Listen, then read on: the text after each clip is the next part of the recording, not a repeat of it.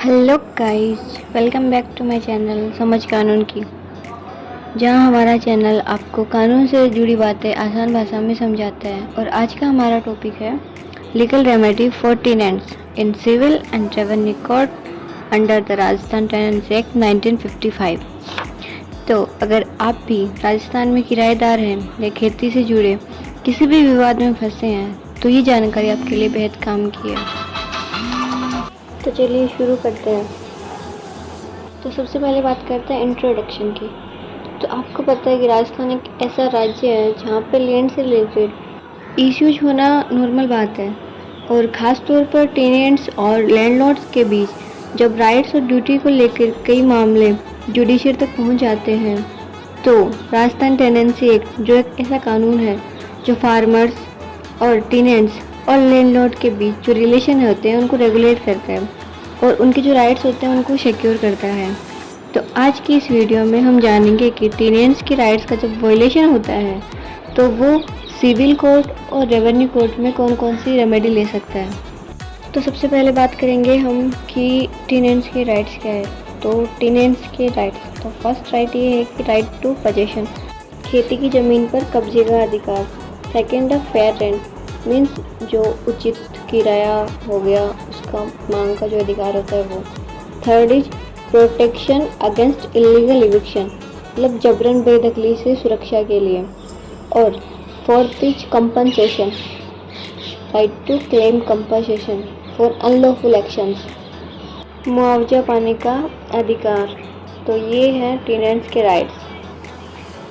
अब बात करते हैं कि जब टेनेंट्स के राइट्स का वायलेशन होता है तो रेवेन्यू कोर्ट में टेनेंट्स कौन कौन सी रेमेडीज अप्लाई कर सकते हैं। तो फर्स्ट है suit for protection of possession. इसका मतलब ये है कि अगर किसी टेनेंट को ज़मीन से मतलब इलीगल तरीके से बेदखल कर दिया जाए तो वो सेक्शन 183 के तहत रिस्टोरेशन ऑफ पोजेशन के लिए रेवेन्यू कोर्ट में अप्लाई कर सकता है।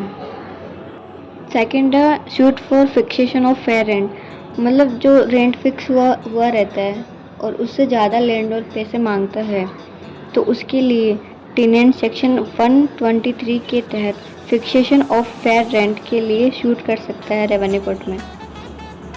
अब इसका तीसरा पॉइंट है शूट फॉर कंपनसेशन। अगर किसी टेनेंट को इलीगल तरीके से बेदखल कर दिया जाता है या उसे किसी अन्य तरह का नुकसान हो जाता है ना, तो वो कंपनसेशन मांग सकता है। तो ये थे रेवेन्यू कोर्ट में रेमेडीज, ये क्या क्या रेमेडीज अपना सकते हैं। अब बात करते हैं सिविल कोर्ट में क्या क्या रेमेडी अपनाई जाती है। सिविल कोर्ट की फर्स्ट रेमेडी है परमानेंट इंजंक्शन, यानी स्थायी निषेधता। इसका मतलब ये होता है अगर किसी थर्ड पार्टी द्वारा टेनेंट्स के कब्जे में इंटरफेयर किया जाता है तो सिविल कोर्ट उसे परमानेंट इंजंक्शन के लिए वादा कर सकता है, यानी परमानेंट इंजेक्शन लगा सकते हैं उसमें। अब सेकंड है सूट फॉर डिक्लेरेशन, मतलब जहाँ टेनेंट्स के राइट्स पर डाउट किया जा रहा हो वहाँ अपने जो टेनेंट्स होता है ना वो अपने ऑफिसर की कंफर्मेशन के लिए डिक्लेरेशन शूट कर सकता है। तो अब बात करते हैं की पॉइंट्स की, कि इसमें की पॉइंट्स क्या होते हैं।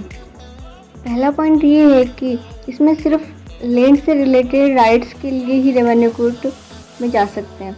सेकंड ये है कि अगर मामला केवल टेनेंट्स के राइट्स का हो तो ही सिविल कोर्ट में शूट कर सकते हैं। और थर्ड ये है कि मतलब इसके लिए ना सही कोर्ट को चूज करना बहुत इम्पोर्टेंट होता है। और फोर्थ ये हो गया कि टेनेंट्स को ना हमेशा जो डॉक्यूमेंट्स होते हैं ना ओरिजिनल डॉक्यूमेंट्स वो एविडेंस के तौर पर हमेशा तैयार रखने चाहिए। तो ये थी टेनेंट्स के लिए सिविल कोर्ट और रेवेन्यू कोर्ट में रेमेडी। तो दोस्तों अगर आपको वीडियो पसंद आई तो वीडियो को लाइक करो, कमेंट करो और चैनल को सब्सक्राइब करो। और कमेंट में ज़रूर बताना कि अगला वीडियो किस टॉपिक पे चाहिए।